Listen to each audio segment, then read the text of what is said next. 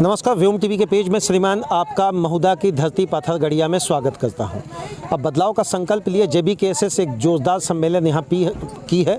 अब इसी सारी चीज़ों को समझने के पहले चलते हैं थोड़ा सा फ्लैशबैक में। 23 साल से हर झारखंडी के मन का एक गाना है जो ये कहते हैं, दिल के अरमान आंसुओं में बह गए। जो अरमान इन्होंने देखा था कि बिहार से मुझे अलग करने के बाद मेरे कर्तव्य और अधिकारों को एक साथ जोड़कर एक मेरे लाइफ में या मेरे जीवन में या मेरे बाल बच्चों के जीवन में या मेरे जीवन शैली में परिवर्तन आएगा, वो शायद इनके अनुसार नहीं हुआ है। इसलिए सबसे पहले तो हम लोग इस आयोजक मंडली के अध्यक्ष महोदय का स्वागत करेंगे। स्वागत है भैया। जोहार दादा। क्या हालचाल? बहुत बढ़िया। थकावट खत्म हुआ है? थकावट पब्लिक का मिजाज देख के तो ख़त्म हो गया। शुरू में ऐसा लगा कि भीड़ में थोड़ी सी परेशानी है, लेकिन अचानक भीड़ का फ्लो बढ़ा। जी बिल्कुल। ये कहीं ना कहीं एक साजिश था और हम लोगों के मन में भी डर समाया था। जो आप प्रश्न कर रहे हैं बिल्कुल सत्य है और काफ़ी प्रयास के बाद भी ये जन जन का भावना को रोकना बड़ा मुश्किल हो गया। इसलिए हम लोगों का थोड़ा सा थकावट दूर महसूस हो रहा है। अच्छा, कौन जीता कौन हारा आज के आयोजन में? इसमें हार जीत की नहीं है, व्यवस्था की बात है। व्यवस्था हमने किया, जनता की जीत हुई कि जयराम महतो का सही प्यार और सही अनुसरण करने का मौका मिला। रवानी भी बाघमारा है, पता है ना? बिल्कुल। आप पूरा घूम बीच में हैं, बिल्कुल मालूम है ना? जी। और जहाँ तक रवानी समीकरण की हम बात करेंगे तो 33,000 वोट के बादशाहियत आप लोगों के पास है। जब 33,000 वोट की बादशाहियत घूमेगी तो कहीं ना कहीं किसी पार्टी के लिए एक बहुत बड़ा विडंबना और पॉजिटिव स्केल भी दोनों खड़ा हो सकता है। मैं जातिगत राजनीति में नहीं जाना चाहूँगा भैया। बात है कि मेरा शुरू से सोच रहा है कि सर्व समाज को लेकर के संचालन करने की व्यवस्था मेरे में हमेशा से रही है। दुनिया का ऐसा कोई पार्टी है दादा जो बिना जाति के समीकरण से कोई भी स्टेटमेंट रखा हो? आपका कथन सत्य है। ये जाति यानी कि आपका घर, और इससे कहीं ना कहीं 100% सपोर्ट आपको मिलता ही है। लेकिन मैं जातिगत राजनीति नहीं करता हूँ कि मैं सिर्फ अपनी जात के भरोसे मैं किसी प्रकार का समाज सेवा हो या राजनीति में कूदना हो। आज के समय में मैं इस तारगा पंचायत का पंचायत समिति लोगों के आशीर्वाद से हूँ। रूपदेव भाई, पहले जहाँ तक मुझे पता है दूसरे जगह राजनीति से आप भी JBKSS में आए, बात सही है कि नहीं? बिल्कुल सही है। कुछ तो मजबूरियाँ रही होगी, कोई यूं ही बेवफा नहीं होता। कौन सी मजबूरी आएगी कि अचानक JBKSS की और रुख किया और इतना बड़ा रूप आप खड़ा कर दिए? बात यहाँ है कि मैं आपको बताना चाहता हूँ कि मेरा पिछले 2 साल से मन था कि राजनीति से मैं संन्यास ले लूं। मैं सच्चाई बात को रख रहा हूं। जब मैं दिल्ली आना जाना मेरा साल में 2 बार रहता है तो मैं केजरीवाल को मार्गदर्शक के रूप में देखता हूं और मुझे उस समय एहसास हुआ कि मैं कहां पे फंसा हूं, किस स्टेट में मैं हूं कि मेरे जैसे ईमानदार लड़के को कहीं से कोई मौका नहीं मिल रहा है राजनीति परिवेश में। और मैं कहीं ना कहीं थक हार गया था और कहीं ना कहीं राजनीति जो भी कर लेता है उसको उस कुनबे में रहना ही पड़ता है, उसकी मजबूरी हो जाती है। काजल की कोठरी में बिना काजल लगे बच पाइएगा क्या? नहीं, ये तो एकदम सत्य है। जयराम महतो एक विकल्प या पूरी तरह से 100% आप लोग मान लिए हैं संकल्प? ये विकल्प नहीं है, ये सामर्थ्यवान व्यक्ति है और झारखंड की जनता इनको विकल्प के रूप में नहीं देख रही है, इनको भविष्य के रूप में देख रही है। बाबूलाल मरांडी जी का जो संकल्प यात्रा था उसमें गए थे क्या? ये हमारी बात कर रहे हैं जाने की? नहीं, बाबूलाल में, हाँ, या जानकारी तो मिली होगी, गए थे क्या? जी नहीं, हम थोड़ा सा कुतुब मीनार चले गए थे कि कहीं वहाँ गिरे पड़े होंगे तो थोड़ा सा वो देखने चले गए थे, क्योंकि उन्होंने कसम खाई थी कि मैं मर जाऊंगा, कुतुब मीनार से कूद के जान दे दूंगा। राजनीति में कोई परमानेंट दोस्त दुश्मन होता है कि आप उनको कुतुब मीनार ले जा रहे हैं? नहीं, थोड़ा सा मैं भटक के चला गया था खोजने के लिए उस दिन यहाँ पर भले बदलाव संकल्प। श्रीमान, भीड़ वहाँ भी था, लोग वहाँ भी थे, रैली वहाँ भी प्रचंड था।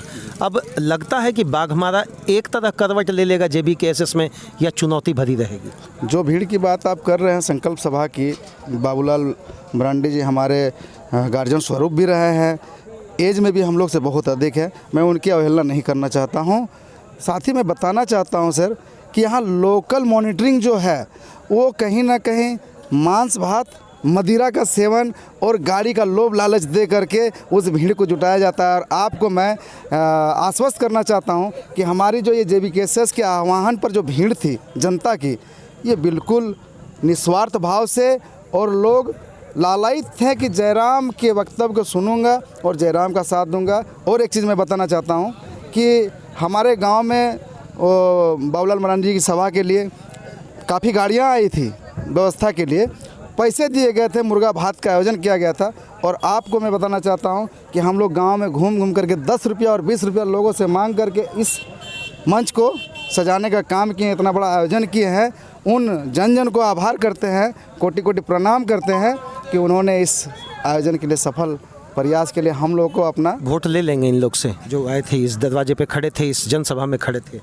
निश्चित रूप से मैं ये श्योर करूँगा, क्योंकि ये किसी प्रकार से आपने देखा होगा सिर्फ पानी के अलावा हम लोगों ने कुछ सुविधा नहीं दिया, कहीं से एक बिस्किट भी नहीं दिया कि इन लोगों को बुला करके हमें वोट बैंक की राजनीति करनी है। 100% वोट हमारा रहेगा और JBKSS की जीत निश्चित रहेगी बाघमारा से। बाघमारा का कैंडिडेट कौन? चलिए सीधा हम आते हैं कि मुद्दा पे, बाघमारा का कैंडिडेट कौन? ये तो भविष्य के गर्भ में छुपा है और संगठन तय करेगी।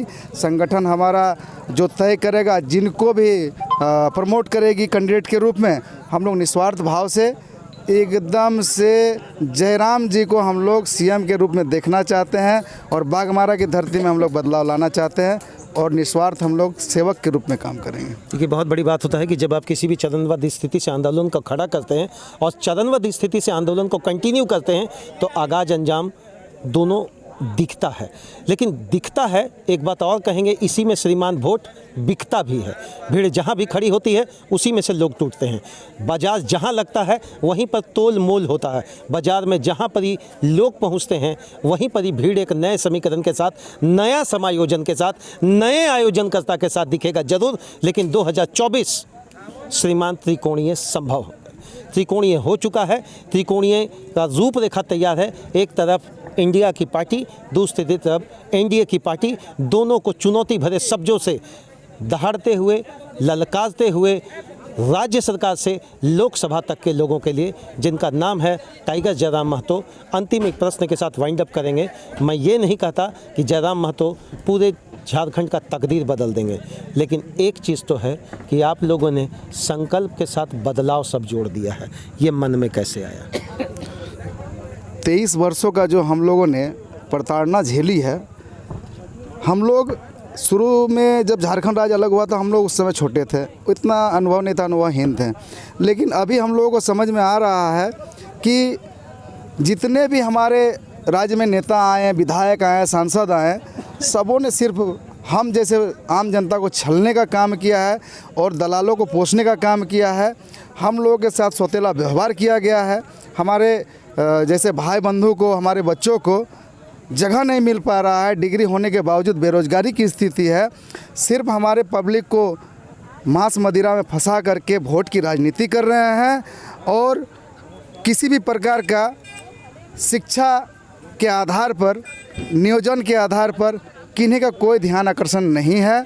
और उसी सोच को वो लोग रोड, नाली, चबूतरा निर्माण, भवन निर्माण में ले जा करके बंदर बांट की स्थिति करते हैं और उसी के लिए ये प्रण लिया गया है और इसीलिए इस सभा का नाम बदलाव संकल्प जनसभा। बहुत बहुत धन्यवाद आप सभी आयोजकर्ता का, बहुत बहुत धन्यवाद JBKSS टीम का, बहुत बहुत धन्यवाद भाजपा को, बहुत बहुत धन्यवाद कांग्रेस को, बहुत बहुत धन्यवाद JMM को। इसलिए श्रीमान एक साथ दे रहे।